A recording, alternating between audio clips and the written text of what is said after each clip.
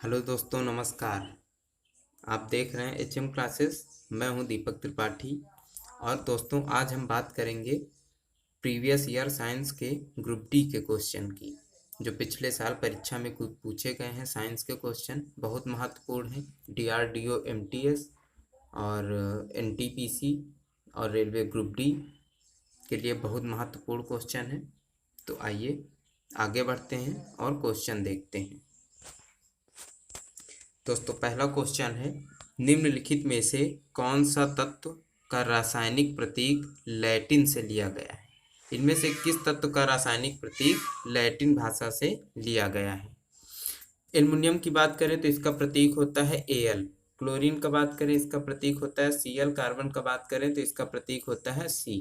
तो इन सब का इनके शुरुआती अक्षरों से शुरुआत होती है, वही इनका प्रतीक होता है। आयरन का प्रतीक होता है Fe, जो बना है लैटिन भाषा के फेरम से, इसलिए इसका प्रतीक यहाँ पर ऑप्शन सही होगा आयरन, क्योंकि इसका लैटिन भाषा से लिया गया है। दोस्तों, दूसरी क्वेश्चन की तरफ बढ़ते हैं।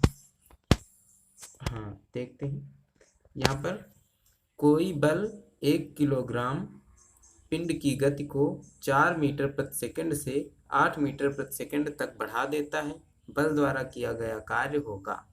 अब यहाँ पर हमें m दे दिया गया है। m है 1 kg। प्रारंभिक वेग u दे दिया गया है, जो है 4 मीटर प्रति सेकंड।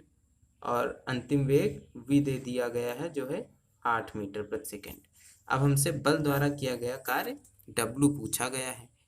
W बराबर होता है Fs, ये आप सबको पता होगा। F जो है, F बराबर क्या होता है ma। यहाँ पर m होता है द्रव्यमान, a होता है त्वरण। द्रव्यमान और त्वरण बराबर F। F होता है बल और S होता है विस्थापन। यहाँ पर अगर हम F का मान यहाँ पर रख दें तो W बराबर क्या हो जाएगा? W बराबर हो जाएगा MAS। अब हमारे पास यहाँ M तो दिया गया है, AS नहीं दिया गया है, और हमको U और V दिया गया है। तो हम U और V की सहायता से अगर AS निकाल लें तो हमारा काम बन जाएगा। अब जो आपने गति के समीकरण पढ़े होंगे 3, उनमें एक समीकरण है v² बराबर u² प्लस 2as। v हमें दिया गया है 8, यहाँ पर v² है तो v² हो जाएगा 8 का 64, और u² की जगह पर u दिया गया है 4, तो u² हो जाएगा 16 प्लस 2as। अब 64 में 16 जाएगा, इधर आएगा तो माइनस में हो जाएगा। 64 में 16 जाएगा तो 48 हो जाएगा, 48 बराबर 2as। यहाँ से as का मान निकालेंगे, 2 इसके नीचे जाएगा, बटे में हो जाएगा 24। तो 2as कितना हो जाए, as कितना हो जाएगा? as बराबर, हमको ये जो as का मान निकालना था ये हो गया है 24। as हो गया 24, और यहाँ पे W बराबर क्या लिखा गया था? MAS, ये सूत्र बना था। M हमको दिया गया है 1, AS हो गया है 24, तो 1 गुणे 24, 1 गुणे 24, तो W बराबर कितना निकला? 24 जूल। तो कौन सा ऑप्शन सही होगा? Option number C। यहाँ पर ऑप्शन नंबर C सही होगा। अब अगले क्वेश्चन की तरफ चलते हैं।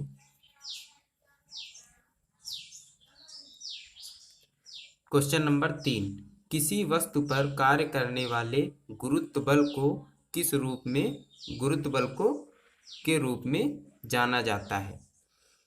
यहाँ पर किसी वस्तु पर कार्य करने वाले, कोई वस्तु है m द्रव्यमान की, कोई वस्तु है, उस पर कार्य करने वाले बल को, गुरुत्व बल को किससे लिखा जाता है? G से।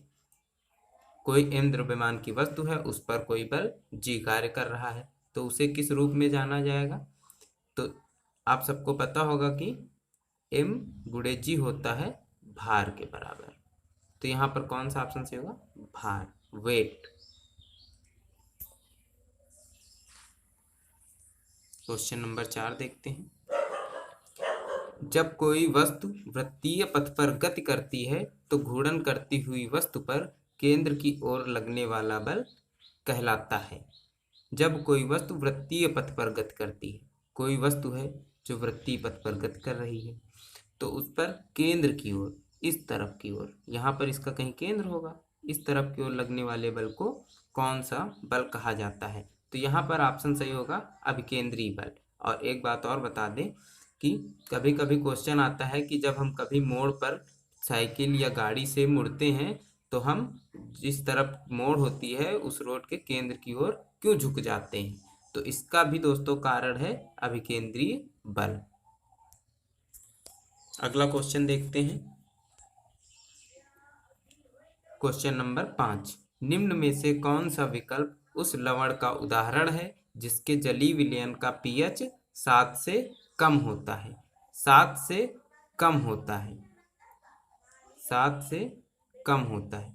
देखिए 7 से कम का मतलब क्या होता है? अम्लीय।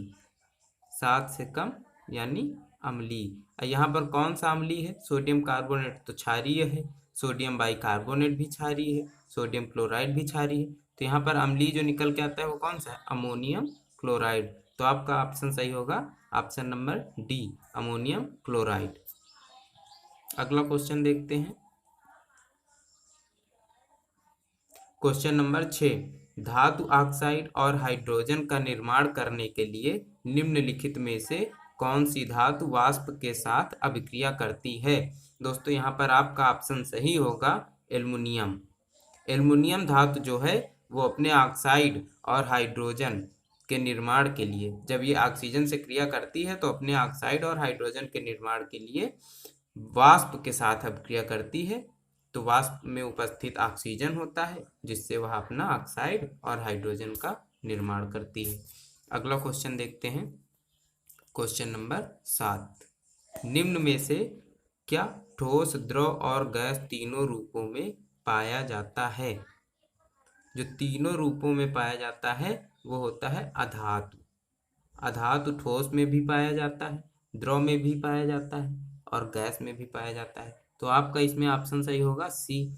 अब आपके लिए एक होमवर्क का क्वेश्चन ये है कि अधातु जो है, ठोस और गैस तो बहुत सारे हैं, लेकिन रूम टेम्परेचर में, कमरे के तापमान में, कमरे के तापमान में तरल, तरल यानी द्रव, द्रव अवस्था में पाई जाने वाली अधातु कौन सी है? ये आज का आपका क्वेश्चन है जो आप हमें कमेंट बॉक्स में कमेंट करके बताइएगा। अगला क्वेश्चन देखते हैं। क्वेश्चन नंबर 8, इनमें से कौन सा जंतु गर्म रक्त वाला होता है? गर्म रक्त वाला कौन सा जंतु होता है? मछली, मगरमच्छ, मेढक ये सब रहते हैं जल में, और जो जलचर होते हैं वो होते हैं कोल्ड ब्लडेड। इनका खून ठंडा होता है, ये ठंडे खून वाले जंतु होते हैं। तो यहाँ पर कौन सा सही होगा? कबूतर। कबूतर का खून गर्म होता है, कबूतर गर्म रक्त वाला जीव होता है। दोस्तों ये सब क्वेश्चन पिछले जो पिछला भी पेपर हुआ था ग्रुप डी का, उससे लिए गए हैं, ये उसमें पूछे गए हैं। तो ये आपके लिए बहुत महत्वपूर्ण है। अगर आप रेलवे का और डीआरडीओ ये दो पेपरों के लिए बहुत महत्वपूर्ण साइंस के क्वेश्चन हैं। अगला क्वेश्चन देखते हैं। आधुनिक आवर्त सारणी में कौन से समूह के तत्वों का बाहरी कोश पूर्ण होता है? तो इसमें ऑप्शन सही होगा आपका ऑप्शन नंबर सी, 18वें। जो 18वां समूह होता है ये आवर्त सारणी के सबसे आखिरी में होता है। ये आवर्त सारणी के सबसे आखिरी में होता है आपका 18वां समूह। इनको एक दो नामों से जानते हैं, जैसे जीरो, शून्य समूह, इसको बोलते हैं शून्य समूह, और इसको बोलते हैं नावेल गैसों का समूह, नावेल गैसों का समूह। अब इनको नावेल गैसों का समूह क्यों बोलते हैं? क्योंकि ये गैसें जो हैं ये सबसे बाद में खोजी गई हैं। इसका मतलब ये सबसे नई गैसें, खोजी जाने वाली सबसे नई गैसें हैं। तो नई गैसें हैं, इस वजह से इनको नोवेल गैसें कहते हैं।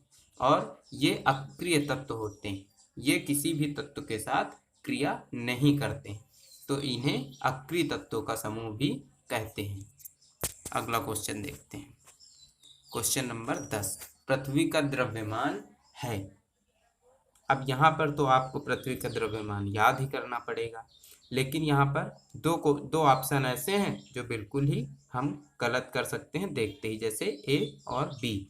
अब यहाँ पर 10 की घात -23 है, तो इसको 6/10, यहाँ पर 23 जीरो, इतना कम किलोग्राम, इतना कम तो पृथ्वी का द्रव्यमान होगा नहीं, इसलिए ये दो ऑप्शन तो देखते ही गलत हो जाएंगे।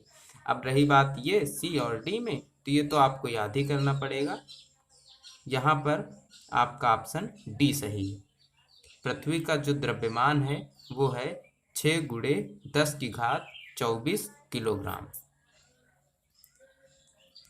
अब देखते हैं अगला क्वेश्चन नंबर 11। निम्नलिखित में से कौन सा जानवर पराध्वनि उत्पन्न कर सकता है? अब यहाँ पर बात आती है पराध्वनि की। तो दोस्तों मैं आपको पराध्वनि के बारे में बता दूं कि पराध्वनि बहुत ही उच्च आवृत्ति की तरंगे हैं। इनका प्रयोग उद्योग और चिकित्सा के क्षेत्र में किया जाता है। जैसे किसी चीज़ को साफ करना हो और वहाँ तक आप ना पहुँच पा रहे हो, वहाँ तक कोई यंत्र ना पहुँच पा रहा हो, तो इन ध्वनियों का प्रयोग किया जाता है। पराध्वनि सामान्य ध्वनि से बहुत तीव्र होती हैं, तो हाथी, शार्क और पतंगा ऐसी ध्वनि को नहीं निकाल पाता है। ऐसी ध्वनि को निकालता है पारपोइसेस। इस ध्वनि को निकालने वाला जीव है पारपोइसेस। ये जानवर जो है पराध्वनि उत्पन्न कर सकता है। Question number 12। निम्न में से किस माध्यम में ध्वनि की गति सर्वाधिक होती है? ये तो आप सबको पता ही होना चाहिए कि ठोस में ध्वनि की गति सबसे अधिक होती है। सबसे अधिक ध्वनि की गति होती है ठोस में, और सबसे कम यानी निर्वात में तो ध्वनि चल ही नहीं सकती। बिना किसी माध्यम, जब तक कोई माध्यम नहीं होगा तब तक ध्वनि चल ही नहीं सकती। एक सुचालक का प्रतिरोध निम्न में से किस कारक पर निर्भर नहीं करता है? अब कोई सुचालक होगा तो उसका अगर किसी सुचालक की लंबाई इतनी है और उसको बढ़ा दी जाएगी तो इस पर प्रतिरोध बिल्कुल निर्भर करेगा। दाब है, दाब अगर बढ़ा दिया जाएगा तो इसका प्रतिरोध नहीं निर्भर करेगा, इसीलिए आपका ऑप्शन सही होगा सी। और अगर पदार्थ है तो जैसे आप सबको पता है कि सोने का अलग होता है प्रतिरोध, चांदी का अलग होता है, और लोहे एल्युमिनियम का सबका अपना अलग अलग होता है। अनुप्रस्थ भाग का क्षेत्रफल की बात आती है तो यहाँ पर ये तार की मोटाई को अनुप्रस्थ भाग का क्षेत्रफल कहते हैं। अगला क्वेश्चन देखते हैं। Question number 14। सदैव हाइड्रोजन व ऑक्सीजन के परमाणु भारों का अनुपात कितना होता है? अब इसको निकालने के लिए आपको एक बिल्कुल साधारण सा सूत्र, जल का सूत्र H2O मालूम होना चाहिए। तो यहाँ पर हाइड्रोजन का परमाणु भार कितना हो जाएगा 2, और ऑक्सीजन का परमाणु भार कितना हो जाएगा 16। यहाँ पर आपको अनुपात निकालना है तो आप इसको काट देंगे, 2 × 2, 2 × 16, तो कितना अनुपात हो गया 1:8। आपका ऑप्शन ए सही हो जाएगा। Question number 15। धावन सोडा के एक अणु में पानी के कितने अणु उपस्थित होते हैं? ये बात हो रही है कि जो धावन सोडा का एक अणु होता है, धावन सोडा का सूत्र क्या होता है? तो धावन सोडा का सूत्र होता है Na2CO3। ये धावन सोडा का एक अणु है। इसमें पानी के कितने अणु होते हैं? तो इसका सूत्र होता है × 10H2O। तो यहाँ पर कितने जल के अणु हैं 10। कौन सा ऑप्शन सही होगा? Option number B. तो दोस्तों ये थे आज के 15 क्वेश्चन, और आशा करते हैं कि आपको ये सब समझ में आए होंगे, और ऐसे ही आगे और अच्छे क्वेश्चन पाने के लिए हमारे चैनल को सब्सक्राइब करें।